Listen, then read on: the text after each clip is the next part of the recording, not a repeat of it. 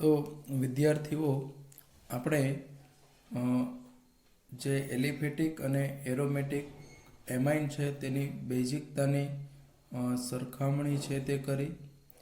ત્યારબાદ આપણે એમનાથી છે તે આગળ જઈને સાથે સાથે પ્રાથમિક, દ્વિતીયક અને તૃતીયક અમાઇન જે છે તે પ્રાથમિક, દ્વિતીયક અને તૃતીયક અમાઇન જે છે તે એમાઇન સંયોજનો છે તેઓનું આપણે સાથે સાથે શું જોયું તો કે તેઓનું આપણે છે તે એની બેઝિકતા વાયુ અવસ્થામાં તેમજ જલીય માધ્યમમાં તેની પર સરખામણી કરી.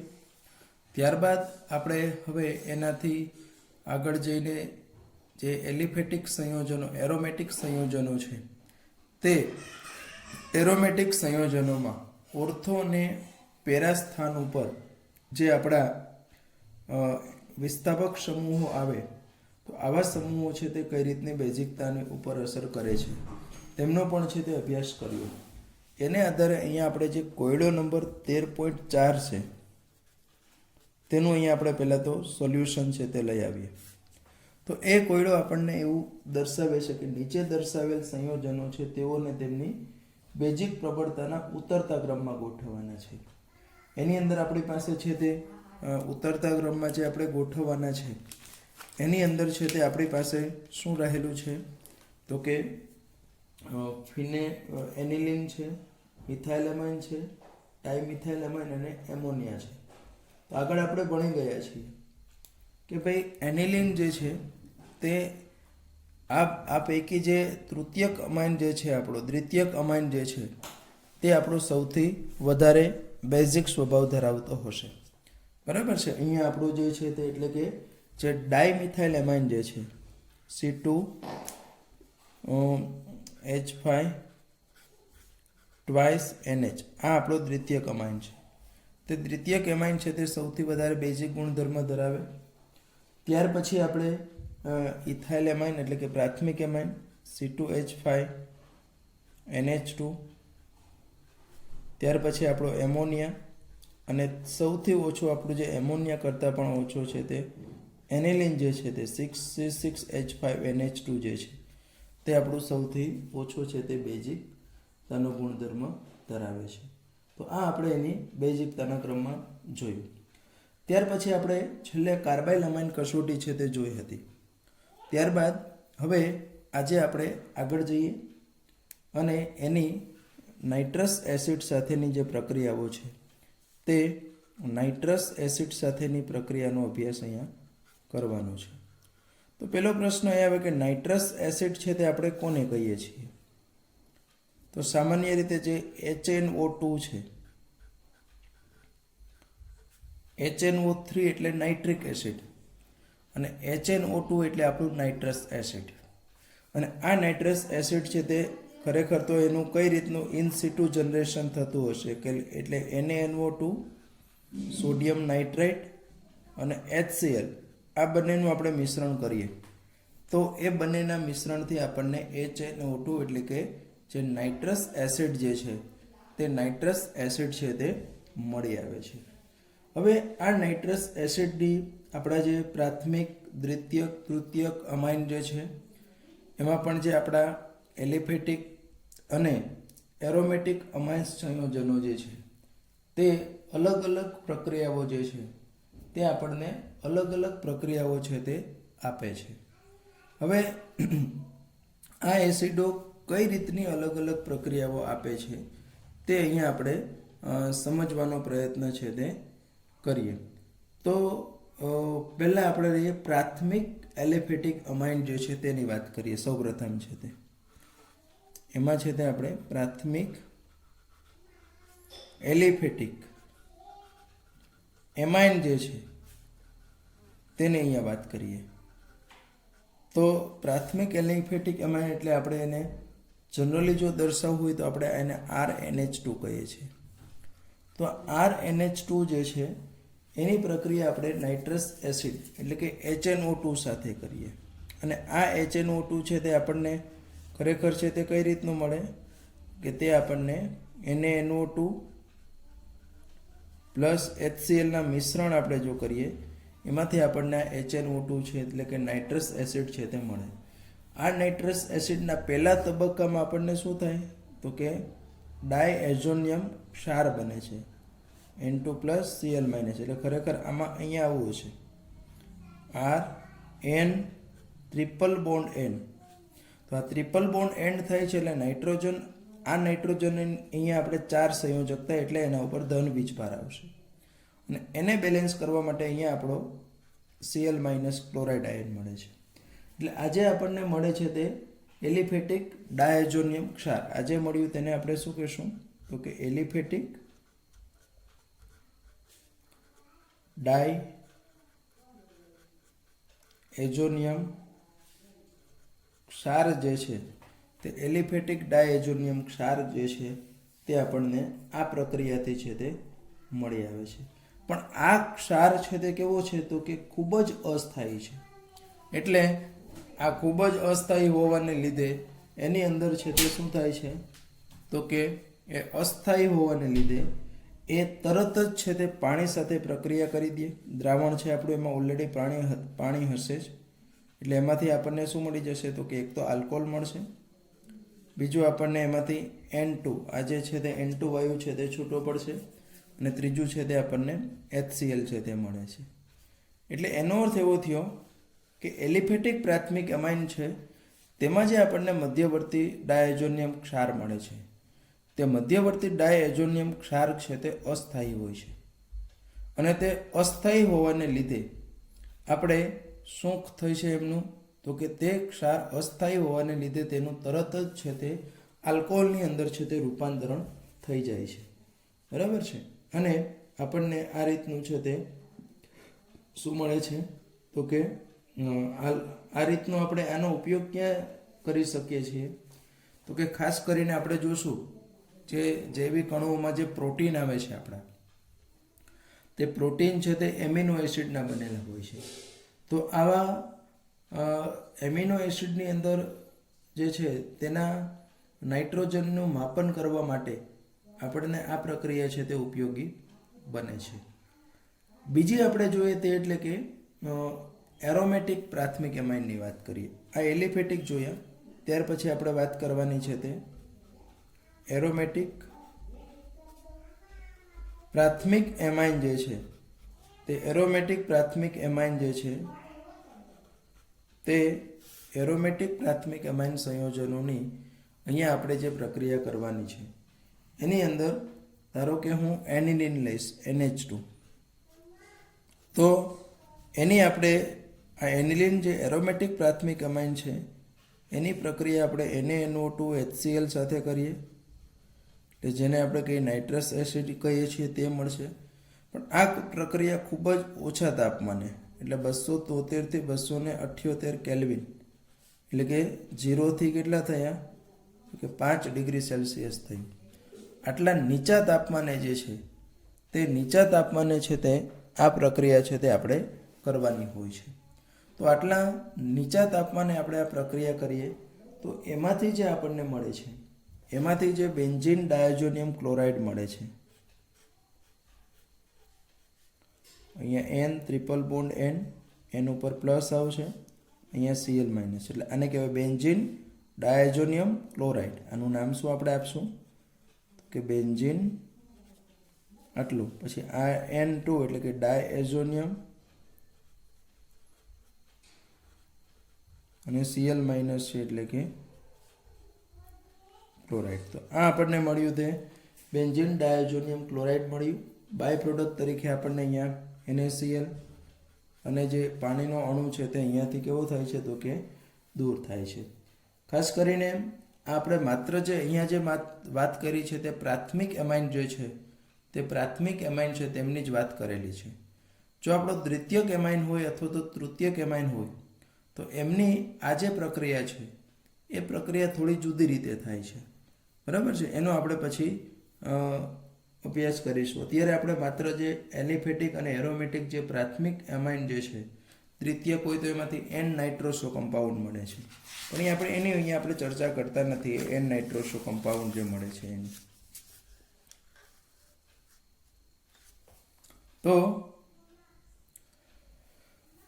ત્યાર પછી આપણે એમની જે છઠ્ઠી પ્રક્રિયા જે ભણવાના છીએ તે એટલે કે એરાઇલ સલ્ફોનાઇલ ક્લોરાઇડ સાથેની પ્રક્રિયા છે તે બરાબર છે. હવે આપણે એની જે ડાયએઝોનિયમ ક્ષાર પછી આપણે કઈ જોશું તો કે એરાઇલ સલ્ફોનાઇલ ક્લોરાઇડ સાથેની જે પ્રક્રિયા છે તે એરાઇલ સલ્ફોનાઇલ ક્લોરાઇડ સાથેની પ્રક્રિયા જે છે તેનો અહીંયા આપણે અભ્યાસ કરવાનો છે. એરાઇલ તરીકે જો હું બેન્ઝીન લઉં તો બેન્ઝીન ઉપર જે SO2Cl છે અને બેન્ઝીન કહીએ, આ બેન્ઝીન સલ્ફોનાઇલ ક્લોરાઇડ. જેમ બેન્ઝીન ઉપર COCl હોય તો COCl હોય તો પછી આપણે એને શું કહીએ છીએ તો કે COCl હોય તો એને બેન્ઝોઇલ ક્લોરાઇડ કહીએ છીએ. તેમ SO2Cl હોય તો એને આપણે કહીએ છીએ બેન્ઝીન સલ્ફોનાઇલ ક્લોરાઇડ. હવે આ બેન્ઝીન સલ્ફોનાઇલ ક્લોરાઇડ જે છે તે ખાસ કરીને આપણા જે પ્રાથમિક અને દ્વિતીયક એમાઇન જે છે તે પ્રાથમિક અને દ્વિતીયક એમાઇન સાથે પ્રક્રિયા આપે છે બરાબર છે. અને એ પ્રક્રિયાથી શું બનાવે છે તો કે સલ્ફોનેમાઇડ બનાવે છે. આનું બીજું નામ આપણે શું કહીએ છીએ તો કે હિન્સબર્ગ પ્રક્રિયક પણ કહીએ છીએ આને બરાબર. એનું બીજું જાણીતું નામ છે તે હિન્સબર્ગ પ્રક્રિયક. અને આજે આપણો હિન્સબર્ગ પ્રક્રિયક છે તે પ્રાથમિક અને દ્વિતીયક એમાઇન સાથે પ્રક્રિયા કરીને શું આપે છે તો કે સલ્ફોનેમાઇડ આપે છે બરાબર ને. તે શું બનાવે તો કે સલ્ફોનેમાઇડ છે તે બનાવે છે. હવે આપણે એની 1 by 1 જોઈએ. પહેલાં આપણે એની જોઈએ પ્રાથમિક એમાઇન સાથેની પ્રક્રિયા બરાબર છે. અહીંયા સૌપ્રથમ જે આપણે જોવી છે તે કઈ જોઈશું તો કે એની પ્રાથમિક એમાઇન સાથેની પ્રક્રિયા.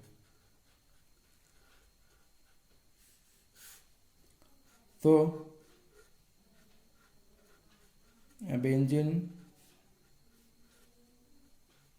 સલ્ફોનાઇલ ક્લોરાઇડ એની આપણે કીધું તે રીતનું, ધારો કે મેં પ્રાથમિક અમાઇન એટલે હું ઇથેનેમાઇન લઉં છું તો કે NHC2H5 આપણો હિન્સબર્ગ પ્રક્રિયા. આ છે તે ઇથેનેમાઇન છે. તો ઇથેનેમાઇનની પ્રક્રિયાથી આપણને અહીંયા આ પ્રકારનું મળશે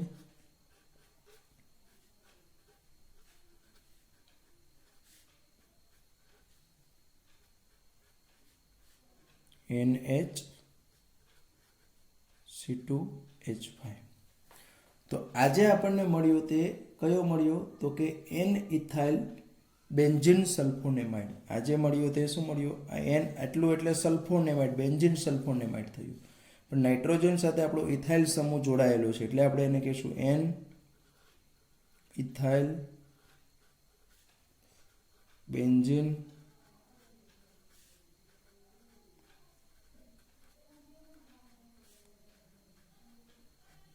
સલ્ફોનેમાઇડ.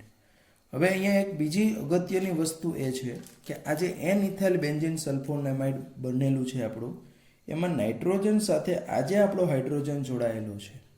અહીંયા નાઇટ્રોજન સાથે જે આપણો આ હાઇડ્રોજન જોડાયેલો છે તે હાઇડ્રોજન એસિડિક હશે. કેમ તો કે આ નાઇટ્રોજન સાથે આ જે સલ્ફોનાઇલ સમૂહ જે જોડાયેલું છે તે કેવું છે તો કે પ્રબળ ઇલેક્ટ્રોન આકર્ષક સમૂહ છે બરાબર. એ છે તે પ્રબળ ઇલેક્ટ્રોન આકર્ષક સમૂહ છે અને એને લીધે આ H છે તે કેવું બને એસિડિક બને છે. અને તે H એસિડિક બને એટલે આ આપણું જે સંયોજન મળ્યું છે તે કેવું થાય છે તો કે આલ્કલીમાં દ્રાવ્ય થાય છે બરાબર છે. તે આપણું છે તે આલ્કલીમાં કેવું થાય છે તો કે આલ્કલી એટલે બેઝ. આ બેઝમાં હંમેશા કોણ દ્રાવ્ય થાય તો કે બેઝની અંદર છે તે હંમેશા એસિડ દ્રાવ્ય થશે. તો એ જો એસિડ દ્રાવ્ય થાય તે મુજબ આપણે અહીંયા હાઇડ્રોજન આપણે કીધું કે આ પ્રકારનો હોવાને લીધે તે એસિડિક સ્વભાવ ધરાવે છે. અને તે એસિડિક સ્વભાવ ધરાવતો હોવાને લીધે શું કરશે તો કે તે આની અંદર છે તે આલ્કલીમાં દ્રાવ્ય થાય છે. એટલે ઇન શોર્ટ બીજી રીતે કેવું હોય તો કે જે પ્રાથમિક એમાઇન આપણો જે છે તે પ્રાથમિક એમાઇનનો સલ્ફોનેમાઇડ જે બને છે તે આલ્કલીમાં દ્રાવ્ય છે. ત્યારબાદ હું બીજું લઉં તે એટલે કે દ્વિતીયક એમાઇન.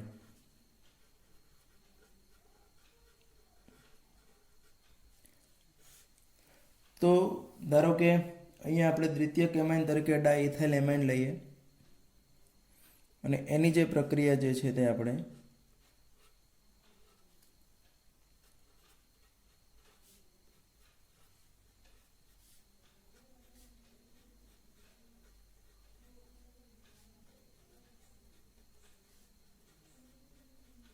આ પ્રક્રિયામાં -HCl તો અહીંયા પણ થશે અને અહીંયા પણ આપણું છે તે HCl છે તે દૂર થશે, એટલે અહીંયા જે આપણને મળે છે તે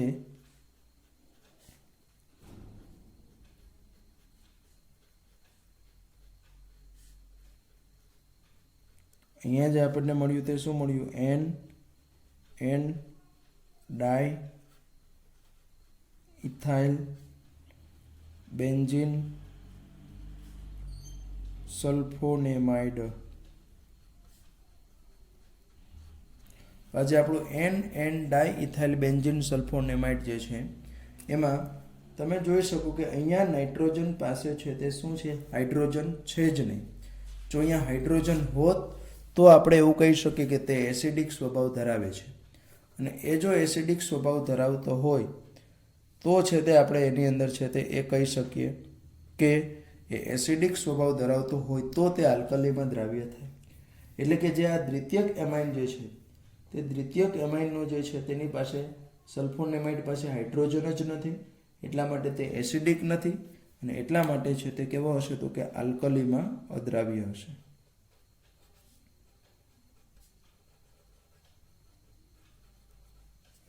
એ છે તે આપણો આલ્કલીની અંદર છે તે કેવો હશે? તો કે અદ્રાવ્ય હશે. તો આ રીતનું આપણે દ્વિતીયક એમાઇનની વાત કરીએ. ત્યાર પછી ત્રીજું આપણે જોવા જઈએ તો તે એટલે કે આપણો તૃતીયક એમાઇન. બરાબર છે? તૃતીયક એમાઇનની જો વાત કરીએ અહીંયા, તો તૃતીયક એમાઇનના કિસ્સામાં કેવું થશે તે સમજી લઈએ.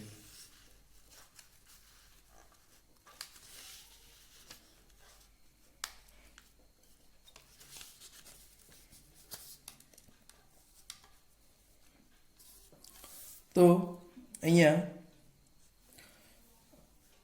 C2H, ધારો કે હું ટ્રાય ઇથાઇલ એમાઇન લઈશ, તો ટ્રાય ઇથાઇલ એમાઇન આપણે લીધો તે એટલે કે આપણો તૃતીયક એમાઇન છે. તો તૃતીયક એમાઇન જે છે તેની પાસે તો એક પણ હાઇડ્રોજન છે જ નહીં. અહીંયા જે આપણને મળ્યું તૃતીયક એમાઇન તેની પાસે એક પણ હાઇડ્રોજન છે જ નહીં, નાઇટ્રોજન પાસે. અને એ હાઇડ્રોજન ન હોવાને લીધે અહીંયા આપણે બહુ ક્લિયરલી કહી શકીએ કે આજે આપણને એમાઇન મળે છે તે તો બેન્ઝીન સલ્ફોનાઇલ ક્લોરાઇડ સાથે પ્રક્રિયા જ આપવાની નથી. તો અહીંયા ઇન શોર્ટ આપણે આ ખાસ જે આપણો હિન્સબર્ગ પ્રક્રિયક છે તે હિન્સબર્ગ પ્રક્રિયકનો ઉપયોગ કરીને આપણે જે પ્રાથમિક, દ્વિતીયક, તૃતીયક એમાઇન જે છે તે પ્રાથમિક, દ્વિતીયક અને તૃતીયક એમાઇનની છે તે પરખ કરી શકીએ છીએ. અને એમાં આપણે કીધું જો પ્રાથમિક એમાઇન હોય તો હિન્સબર્ગ પ્રક્રિયક સાથે પ્રક્રિયા આપે અને એનો સલ્ફોનેમાઇડ છે તે શું થાય? તો કે આલ્કલીમાં દ્રાવ્ય થાય. દ્વિતીયક એમાઇન હોય તો તે પ્રક્રિયા આપે છે પણ એનો જે સલ્ફોનેમાઇડ બને છે તે સલ્ફોનેમાઇડ છે તે આપણો આલ્કલીની અંદર કેવો હશે? તો કે અદ્રાવ્ય હશે. તે સલ્ફોનેમાઇડ છે તે આપણો આલ્કલીમાં અદ્રાવ્ય હશે. અને ત્રીજી આપણે વાત જોવા જઈએ તો તૃતીયક એમાઇન છે તે બેન્ઝીન સલ્ફોનાઇલ ક્લોરાઇડ સાથે પ્રક્રિયા આપવાનો જ નથી. તો આ રીતનું આપણે અહીંયા આપણે પ્રાથમિક છે, દ્વિતીયક છે કે તૃતીયક આપણો એમાઇન છે તે આપણે છે તે એકબીજાથી સાથે સાથે શું કરી શકીએ? તો કે વિભેદિત કરી શકીએ છીએ. હાલની અંદર આપણે બેન્ઝીન સલ્ફોનાઇલ ક્લોરાઇડને બદલે એક બીજો જે પ્રક્રિયક છે આપણો તે પણ યુઝ કરી શકીએ. તે એટલે કે આમ જોવા જઈએ તો તે સેમ છે, માત્ર છે તે ફેરક એટલો છે કે જે આપણો SO2Cl હતો એના પેરા સ્થાનમાં મિથાઇલ સમૂહ આવશે, એટલે પેરાટોલાઇલ બેન્ઝીન સલ્ફોનાઇલ ક્લોરાઇડ જે છે તેનો અહીંયા આપણે ઉપયોગ કરવાનો છે. એટલે આમનો પણ છે તે ઇનશોર્ટ આપણે અહીંયા ઉપયોગ છે તે કરી શકીએ છીએ. તો આ આપણી થઈ હિન્સબર્ગ પ્રક્રિયક સાથેની જે પ્રક્રિયા છે તેનો અભ્યાસ કર્યો. ત્યારબાદ હવે આપણે જે આપણું ઇલેક્ટ્રોન અનુરાગી વિસ્થાપન પ્રક્રિયાઓ જે છે તેનો અભ્યાસ કરવાનો છે. તો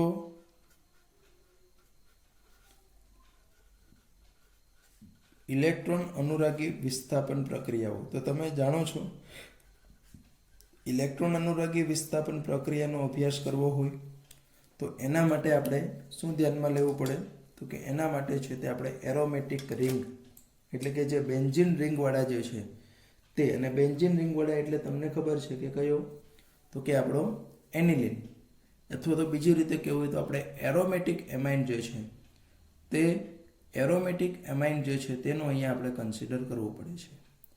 તો એરોમેટિક એમાઇન જે છે તે એરોમેટિક એમાઇનની અંદર ખાસ કરીને આપણો ખૂબ જ જાણીતો એરોમેટિક એમાઇન એટલે કે એનિલિન. હવે તમને એક વસ્તુ ખ્યાલ છે કે એનિલિન જે છે તે એનિલિન એક તો આપણને ખબર છે કે એમાં જે બેન્ઝીન ઉપર જે આ NH2 સમૂહ જે છે તે NH2 સમૂહ જે છે તે કેવો છે, તો કે આ NH2 સમૂહ છે તે ઇલેક્ટ્રોન દાતા સમૂહ છે. હવે NH2 સમૂહ છે તે આપણો ઇલેક્ટ્રોન દાતા સમૂહ છે. એટલે બેન્ઝીન રિંગની સાદું બેન્ઝીન રિંગમાં જે ઇલેક્ટ્રોન અનુરાગી વિસ્થાપન પ્રક્રિયાઓ થાય એમના કરતાં એનિલિનની અંદર જે ઇલેક્ટ્રોન અનુરાગી વિસ્થાપન પ્રક્રિયા થવાની છે તે કેવી થશે, તો કે વધારે સરળતાથી થશે. કેમ કે એનિલિન સમૂહ જે છે તે એ NH2 સમૂહ ઇલેક્ટ્રોન દાતા હોવાને લીધે એમને તે ઇલેક્ટ્રોન અનુરાગી પ્રક્રિયકો પ્રત્યે શું કરે છે, તો કે સક્રિય કરે છે. બરાબર, એમને તે સક્રિય કરે છે અને એટલા માટે તે પ્રક્રિયા ઝડપથી થશે. આ એક વસ્તુ. બીજું, તમે જુઓ તો ઇલેક્ટ્રોન દાતા છે અને એના જુદા જુદા જો આપણે એનિલિનના જો રેઝોનન્સ સ્ટ્રક્ચર આપણે જોઈએ તો એ સંસ્પંદન બંધારણો જો આપણે જોઈએ તો એ સંસ્પંદન બંધારણમાં આપણે જોશું કે એની જે ઓર્થો સ્થાન જે છે આ રીતનું થાય, એનું છે તે બીજું સંસ્પંદન બંધારણ આપણે ડ્રો કરીએ તો આવું થશે.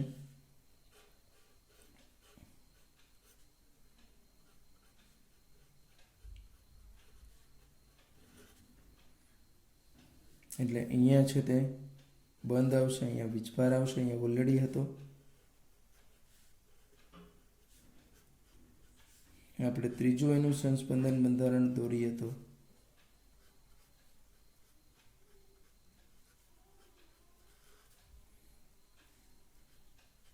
અહીંયા આપણું છે તે વીજભાર આવ્યો,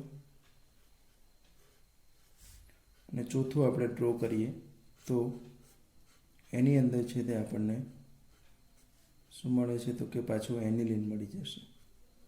તો આ જુદા જુદા જે સંસ્પંદન બંધારણોમાં જોયું તેમાં તમે જુઓ કે ઋણ વીજભાર છે તે અહીંયા છે એટલે કે આ ઓર્થો સ્થાન, અહીંયા છે એટલે આ પેરા સ્થાન, આ છે તે પાછું ઓર્થો સ્થાન. એટલે એનો અર્થ એવો થયો કે આ છે તે કેવું છે, ઓર્થો પેરા નિર્દેશક છે. NH2 સમૂહ છે તે કેવું છે, ઓર્થો પેરા નિર્દેશક છે અને ઇલેક્ટ્રોન દાતા છે.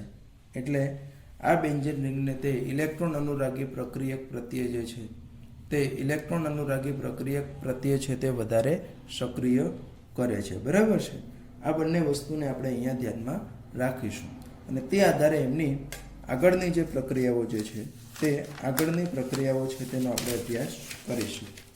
તમે જાણો છો કે ઇલેક્ટ્રોન અનુરાગી પ્રક્રિયાઓ જો આપણે ધ્યાનમાં લેવી હશે તો એના માટે આપણે ઘણું બધું અલગ અલગ જે છે તે આપણે લઈ શકીએ છીએ. બરાબર છે. ખાસ કરીને આપણે એમના માટે આપણે બ્રોમિનેશન, સલ્ફોનેશન, નાઇટ્રેશન આ બધું છે તે ધ્યાનમાં લઈએ છીએ.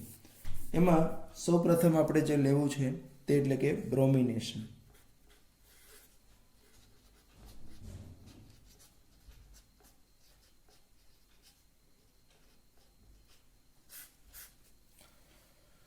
તો બ્રોમિનેશનની જો આપણે વાત કરવા જઈએ તો બ્રોમિનેશન આપણે જો ડાયરેક્ટલી આપણે બ્રોમિન જોડ વડે એનિલિનનું બ્રોમિનેશન કરીએ ઓરડાના તાપમાને તો એનું શું થઈ જશે, તો કે એનું સંપૂર્ણ બ્રોમિનેશન થઈ જશે. એટલે કે જો આપણે એનિલિન લઈએ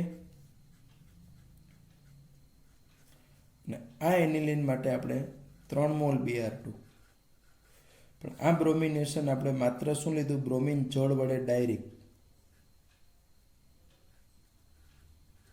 અને આ આપણે માત્ર કેટલું તો કે રૂમ ટેમ્પરેચર, ઓરડાના તાપમાને કરીએ.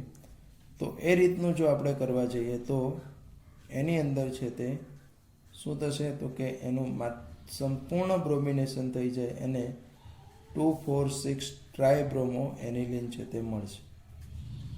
બરાબર, એનું સંપૂર્ણ બ્રોમિનેશન થાય અને 2,4,6 ટ્રાયબ્રોમો એનિલિન મળશે. હવે આવું થવા પાછળનું કારણ હમણાં મેં તમને કીધું કે NH2 સમૂહ જે છે તે કેવો છે, ઇલેક્ટ્રોન દાતા છે, એટલે તે બેન્ઝીન રિંગની સક્રિયતામાં વધારો કરે છે.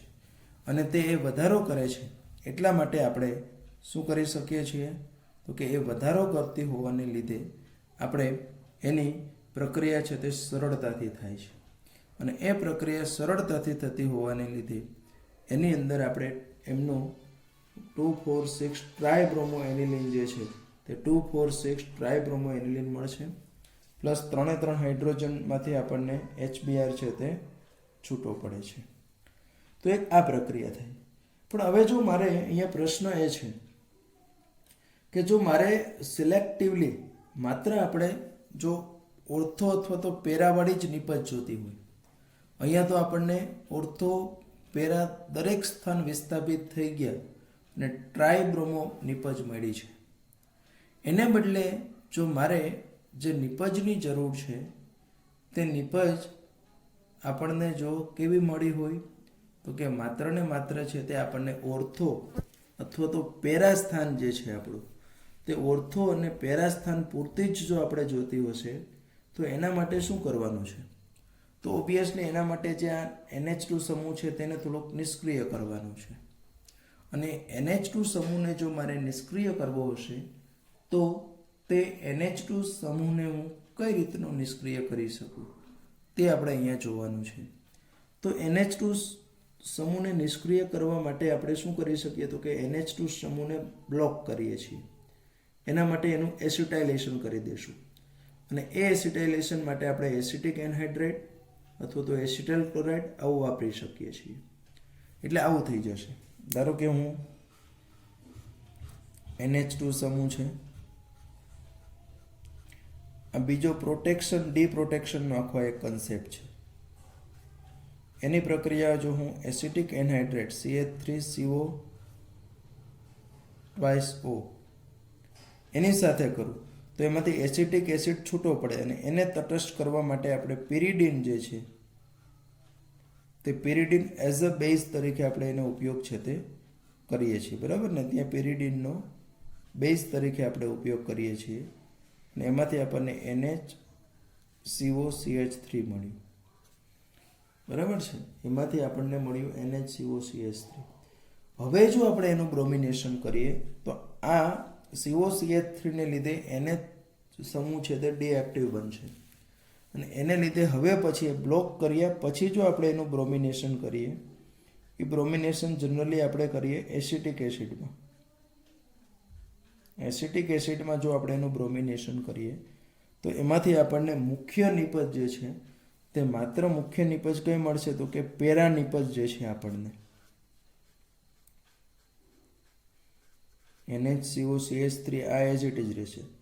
પણ એનું માત્ર ને ઓર્થો અને પેરા બંને સ્થાનમાં ન જતા માત્ર ને માત્ર કયા તો કે પેરા સ્થાન જે છે તે પેરા સ્થાનમાં જ છે તે બ્રોમિનેશન થશે. બરાબર, આજે આપણને મળ્યું તો એસ્યુટેનિલાઇડ મળ્યું, તો એન ફિનાઇલ એસ્યુટેમાઇડ આપણે કહીએ છીએ, એને ઇથેનેમાઇડ કહીએ છીએ, પણ આને આખું નામ છે તે એસિટેનિલાઇડ છે. આ પેરાબ્રોમો એસિટાઇલાઇડ મળ્યું છે. હવે જો આપણે આનું એસિડિક અથવા તો બેઝિક કન્ડિશનમાં જો જળ વિભાજન કરી દઈએ, અહીંયા જસ્ટ જળ વિભાજન કરીએ તો જળ વિભાજનથી પાછું આપણને આ જે હતું તે મળી આવે છે. એટલે કે જે NH3 ને NH2 સમૂહને જે બ્લોક કર્યો હતો તે NH2 સમૂહ છે તે મુક્ત થાય છે, અને એની પેરા સ્થાન ઉપર છે તે બ્રોમો મળે છે. તો અહીંયા આપણને આ પ્રક્રિયાથી 4 બ્રોમો એનિલિન જે છે તે માત્ર ને માત્ર આપણને 4 બ્રોમો એનિલિન જે છે તે કઈ રીતે મળ્યું? તો કે 4 બ્રોમો એનિલિન છે તે આપણને એનું પેરા સબસ્ટિટ્યુશનથી જ, એટલે કે આપણે એનું કંટ્રોલ કન્ડિશનમાં જે કહી શકીએ તેવા કંટ્રોલ કન્ડિશનમાં છે તે પ્રક્રિયા કરી. હવે આવું થવાનું કારણ શું? તો કે આપણે કીધું જે આપણો આ નાઇટ્રોજન ઉપર જે છે અબંધકારક ઇલેક્ટ્રોન યુગ્મ છે અને આ આપણું છે તે NCOCH3 બન્યું છે. તો અહીંયા રહેલા જે આ અબંધકારક ઇલેક્ટ્રોન યુગ્મો છે તે જે અહીંયા એનિલિન આ જે હતા અબંધકારક ઇલેક્ટ્રોન યુગ્મો છે તે આપણે કીધું કે એનિલિનને ઇલેક્ટ્રોનનું દાન કરતા હતા. એને બદલે એની સાથે જે આ સમૂહ આવી જાય એ ઇલેક્ટ્રોન આપણા છે તે આ રેઝોનન્સમાં છે તે વપરાઈ જાય છે.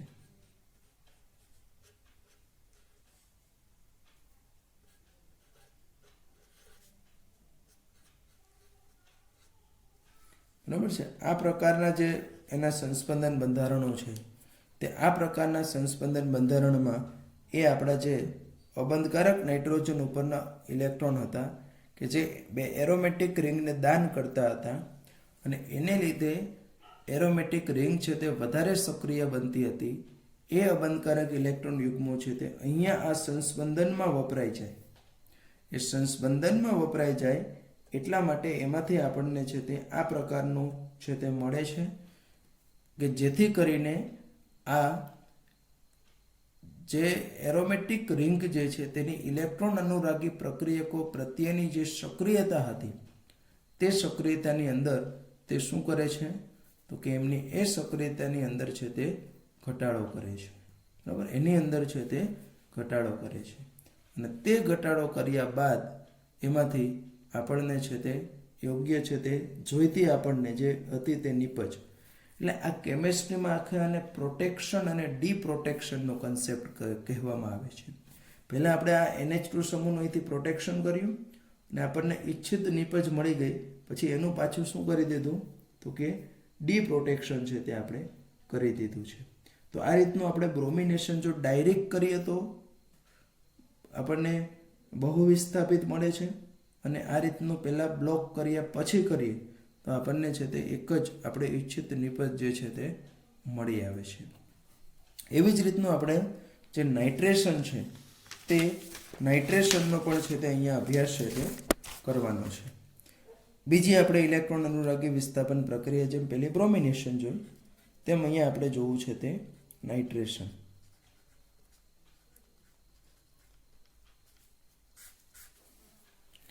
તો નાઇટ્રેશનની અંદર મોટા ભાગે જો આપણને ખબર છે કે સીધું નાઇટ્રેશન આપણે જો કરીએ તો એના માટે HNO3 H2SO4 નું મિશ્રણ આપણે લઈએ છીએ. બરાબર છે. આપણું એનિલિન છે એના માટે આપણે કીધું કે HNO3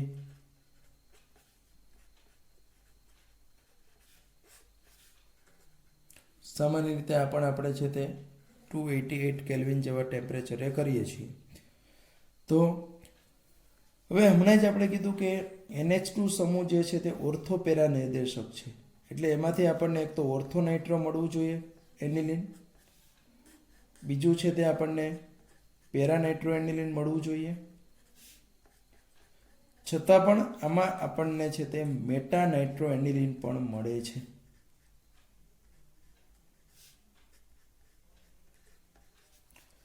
ઓર્થો, પેરા અને મેટા.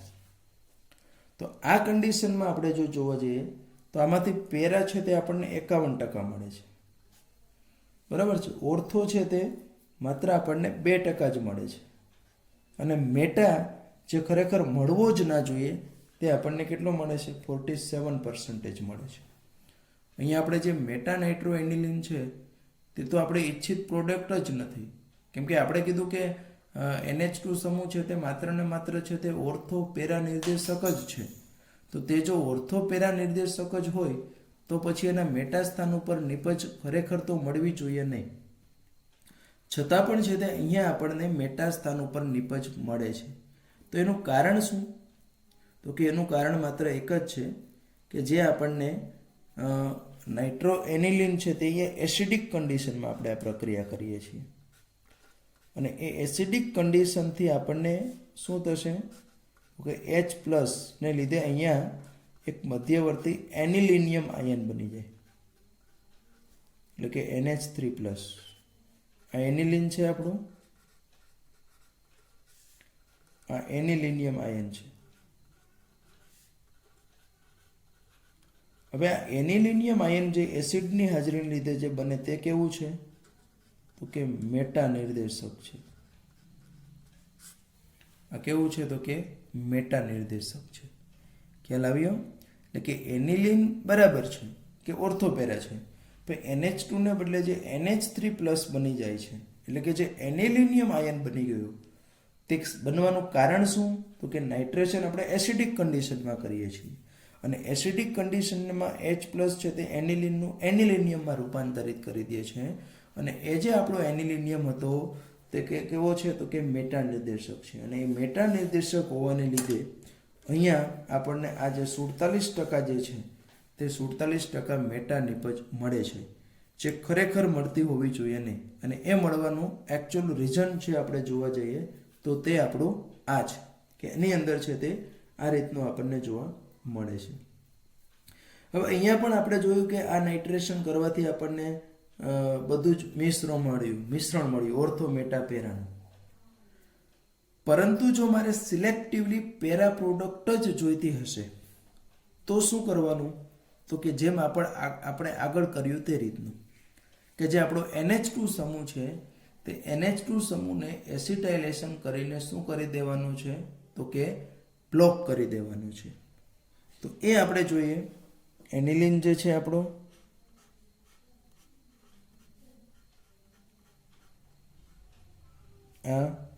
એની આપણે કીધું તે રીતનું શેની સાથે પ્રક્રિયા કરશું, તો કે CH3 એસિટિક એનહાઇડ્રેટ સાથે કરી આ પ્રક્રિયા, અને એમાં આપણે બેઝની હાજરીમાં કરી એટલે પિરિડીન લીધો, કેમ કે આપણે કીધું કે એમાંથી શું નીકળશે બહાર, કે એસિટિક એસિડ, એને તટસ્થ કરવાનો છે NHCOCH3. હવે જો આપણે એનું નાઇટ્રેશન કરીએ HNO3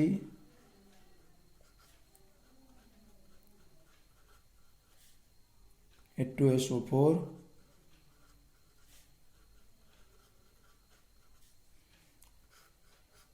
288 કેલ્વિને કરીએ તો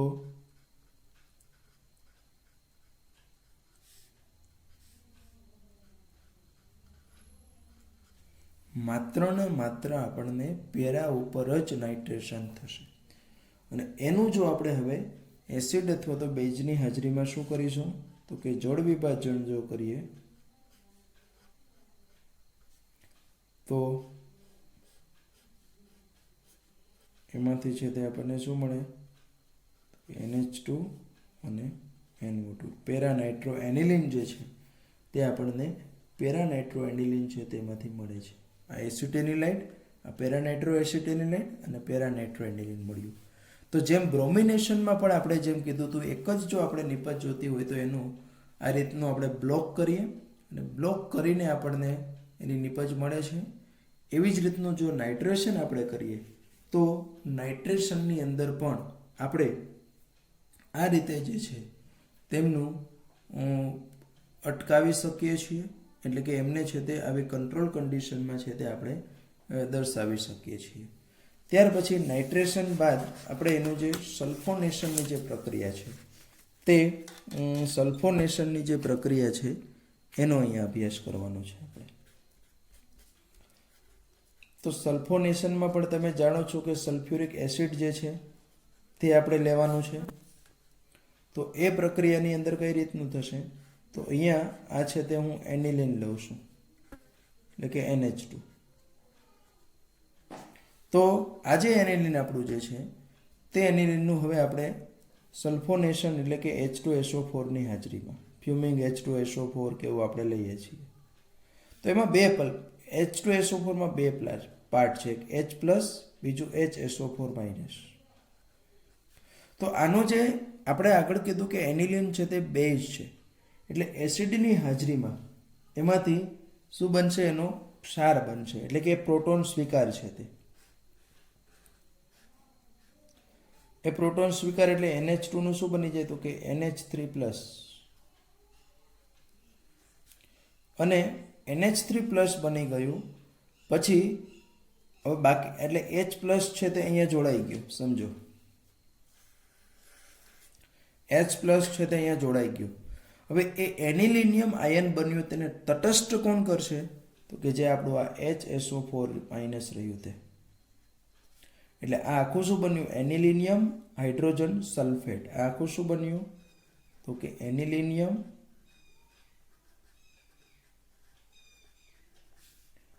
હાઇડ્રોજન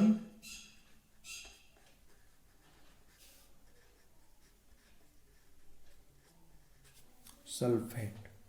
આ જે બન્યું તે શું બન્યું હતું કે એનિલિનિયમ હાઇડ્રોજન સલ્ફેટ જે છે તે આપણને એનિલિનિયમ હાઇડ્રોજન સલ્ફેટ બન્યું.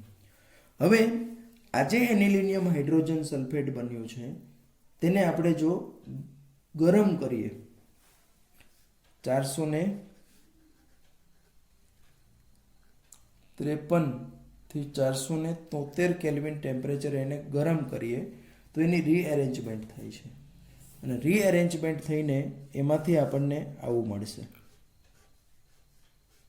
પુનઃ ગોઠવણી થાય એટલે અહીંયા પાછું આપણને અહીંયા NH2 અને અહીંયા આપણને SO3H મળે છે. તો આને આપણે કહીએ, આને આમ actually para amino benzene sulphonic acid. આ જે મળ્યું તે શું છે તો કે para amino benzene sulphonic acid છે. તો આજે આપણું para amino benzene sulphonic acid જે મળે છે તે para amino benzene sulphonic acid જે છે તે તેનું બીજું નામ શું છે કે એને આપણે સલ્ફાનિલિક એસિડ પણ કહીએ છીએ ટૂંકમાં.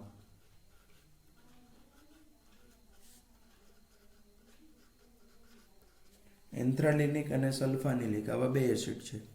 તો આ para amino benzene sulphonic acid જે છે તે para amino benzene sulphonic acid છે તેને આપણે શું કહીએ છીએ તો કે તેને આપણે સલ્ફાનિલિક એસિડ તરીકે પણ છે તે ઓળખીએ છીએ. બરાબર, સલ્ફાનિલિક એસિડ જે છે તેના તરીકે પણ આપણે એને ઓળખીએ છીએ.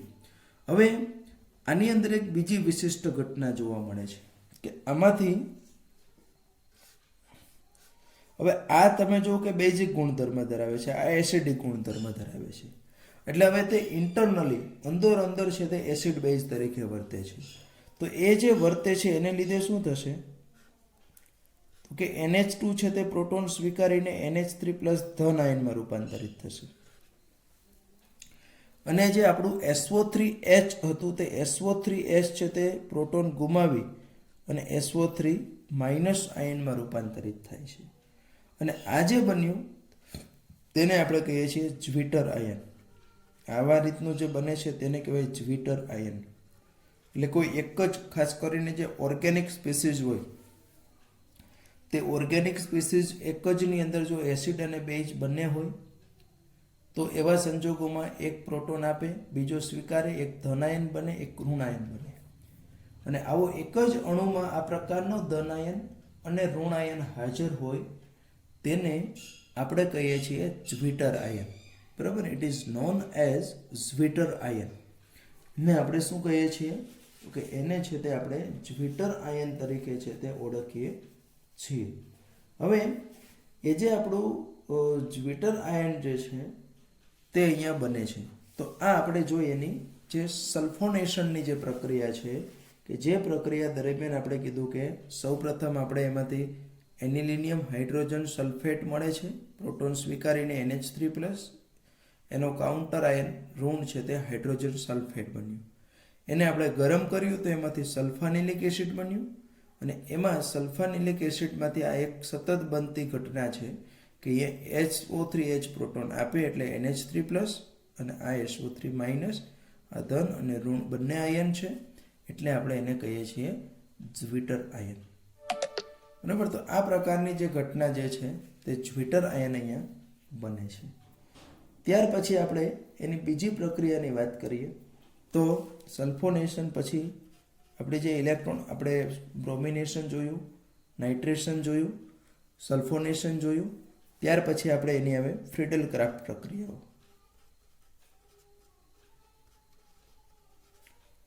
તો તમે ફ્રીડલ ક્રાફ્ટ પ્રક્રિયા તમે જાણો છો કે ફ્રીડલ ક્રાફ્ટ આલ્કાઇલેશન હોય કે એસાઇલેશન હોય. આ બંને પ્રક્રિયાની અંદર આપણે ઉદ્દીપક તરીકે શું વાપરીએ છીએ? AlCl3 વાપરીએ છીએ. તો આ AlCl3 શું છે? તો કે આપણો લુઈસ એસિડ છે, કેમ કે એની અંદર છે તેની ઇલેક્ટ્રોન યુગ્મ સ્વીકારવાની વૃત્તિ છે. એલ્યુમિનિયમ 13મા સમૂહનું તત્વ છે અને 13મા સમૂહના બધા જ મોટાભાગના જે તત્વો છે તેના જે સંયોજનો છે તે કેવા હોય છે? તો કે ઇલેક્ટ્રોન ડેફિશિયન્ટ હોય છે, ઇલેક્ટ્રોનની ઉણપ ધરાવતા હોય છે. તો આવા ઇલેક્ટ્રોન ડેફિશિયન્ટ જે છે તે ઇલેક્ટ્રોન ડેફિશિયન્ટ ને લીધે શું થશે એની અંદર છે તે? તો કે તે આપણું લુઈસ એસિડ તરીકે વર્તે છે. એની સામે આપણો જે અહીંયા એનિલિન ધારો કે લઈએ તો એનિલિનમાં શું છે? તો કે નાઇટ્રોજન ઉપર 2 અબંધકારક ઇલેક્ટ્રોન યુગ્મ છે એટલે તે કેવા તરીકે વર્તે છે? તો કે લુઈસ બેઝ તરીકે વર્તે છે. તો અહીંયા એસિડ અને બેઝ ભેગા થઈ ગયા એટલે એને લીધે શું બની જાય? તો કે એસિડ અને બેઝ છે તે એનાથી ક્ષાર બની જશે. એટલે AlCl3 નો જે મેઇન રોલ ઉદ્દીપકનો હતો તે એનો ઉદ્દીપકનો રોલ પણ નહીં લે. બીજું કે નાઇટ્રોજન ઉપરના જે અબંધકારક ઇલેક્ટ્રોન યુગ્મો હતા તે અબંધકારક ઇલેક્ટ્રોન યુગ્મો છે તે આ ક્ષાર બનાવવામાં વપરાઈ જશે. એટલે બેન્ઝીન રિંગ એ પણ એવી રીતની પણ કેવી છે? તો કે પ્રતિક્રિયાત્મકતા ઘટ છે એની, બરાબર. એટલે આ બંને